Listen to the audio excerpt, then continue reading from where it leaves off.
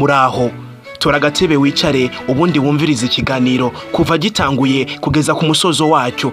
Wumvirize ijambo kurindi ntihagire ijambo na rimwe rigucika. Twakuze badusomera mu vyanditswe batubwira ko umuntu akoze neza kwiherezo ry'uru rugendo azoja mu ijuru, naho umuntu akora nabi uwitwa umunyabyaha akazoja mu muriro. None iri juru watubwira ribaho? Ese uku kuzimu watubwira kubaho? Nimba iri juru ririho ni bande batazoja mu ijuru? Nimba uku kuzimu nako guhari ni bande bazoja mu kuzimu ubundi bakazoja mu muriro bagasha ubundi bagapfa? Tugira turabe abantu 10 batazoja mu ijuru. Ese ni bande? Nitwa Lambert Serutite. Tugoye kaze mu kiganiro.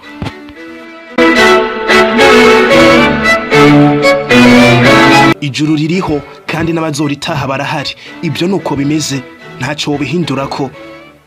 Yesu agiye gusubira mu ijuru yabwiye abigishwa ati, ntimuhagarike imitima yanyu, mwizere Imana nanje munyizere.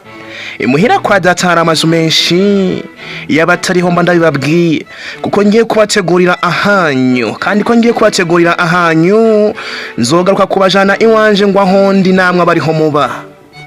Ayo ni amajambo yavuzwe na Yesu muri Yohana 14 umurongo wa 1 kugeza 3. Yesu yatubwiye ko agiye kwa se kudutegurira aho tuzoba. Ubwo harimo inzu yanje naho ubwo harimo iyawe, ariko se kugira ngo habemo inzu yawe usabwa iki? Urasabwa gukora iki kugira ngo ube mu bantu bazoba muri ayo mazu Yesu yagiye kudutegurira? Umwanditsi nawe yanditse ko mu ijuru hashobora kwakira abarenga imiliyaridi 40. None wumva muri ayo mazu hazobamwo iyawe? Nabihe abantu 10 batazoja mu ijuru?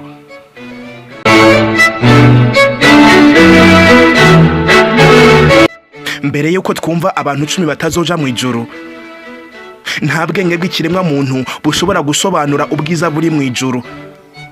Ndetse na Ellen G. White wa wundi kwabwirwa yakunda kuja mu mayerekwa, wa wundi yahawe ihishurwa, ntago yigeze ahishurirwa iby'ubwiza buri mu ijuru, gusa yanditse ko birenze ubwenge bwa muntu, ndetse ko nta muntu numwe abaho yobisobanura.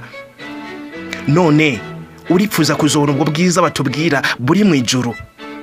Mu ijuru nta gupfa, nta kurira, nta kubabara, nta kuruha bizobayo. Ni umunezero gusa. Nta gupfisha, nta bukene, nta kuvuga ngo naka ngo uyu ni umukire, uyu nawe ngo ni umukene. Twese tuzoba tungana, tuzoba tumerewe neza, twishimye, kuko nta kubabara bizobayo. Mbega ahantu heza we!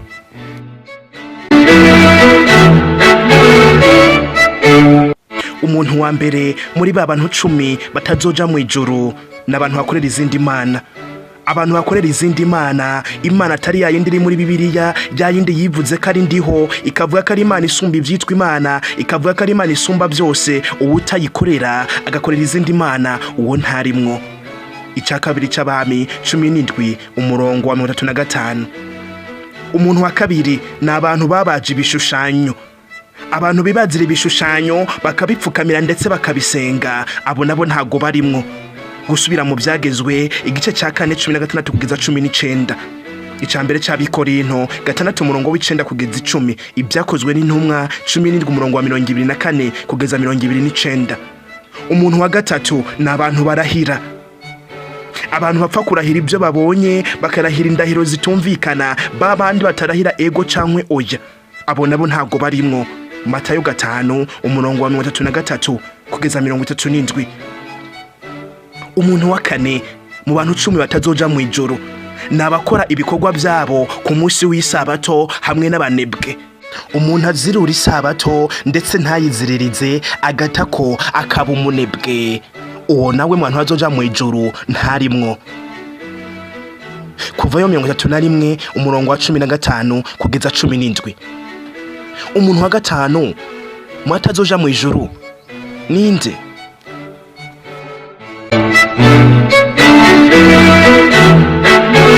Umuntu wa gatanu mwatazoja mu ijuru n'abatubaha abavyeyi ndetse n'abatoteza abana.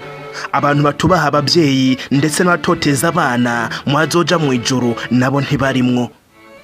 Abanyefeso 6:1 kugeza 4.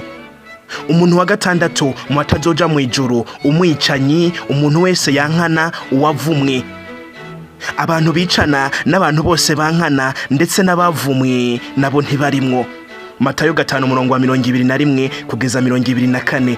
Abarewi 19:17 kugeza 18. Umuntu agira indwi mu batazoja mu ijuru n'abasambanyi ndetse n'abipfuza. Abantu basambana bagata ko bakipfuza, aba nabo bazoja mu ijuru ntago barimwo. Matayo 5:27, 28 na 32. Umuntu w'umunani mu bantu batazoja mu ijuru, abasoma, abapfunga kiwani, abakoresha nabo butunzi, abo nabo ntibarimwo. Abarewi 19:11 kugeza 15. Umuntu w'icenda n'uw'icumi mu batazoja mu ijuru nabo ni bande?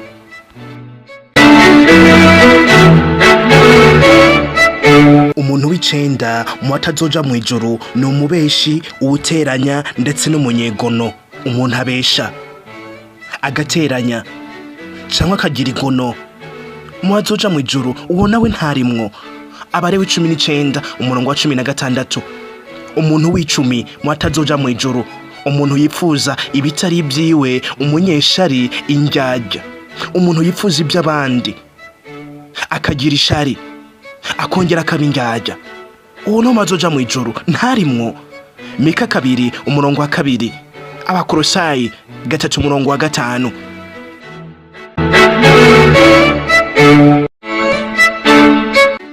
Nshuti muvandimwe, we wakurikiranye kino kiganiro, ese muri abo bantu 10 wumvise ufatwa he?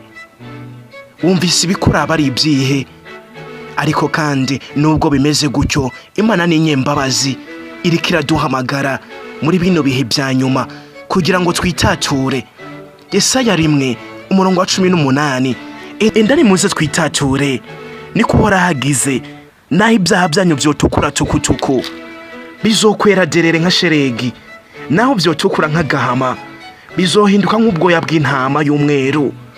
Nshuti muvandimwe, nimba hari aho wabonye muri urwo ruhande ufatwa, egera Yesu, bibwire Yesu, ari buze kugutabara.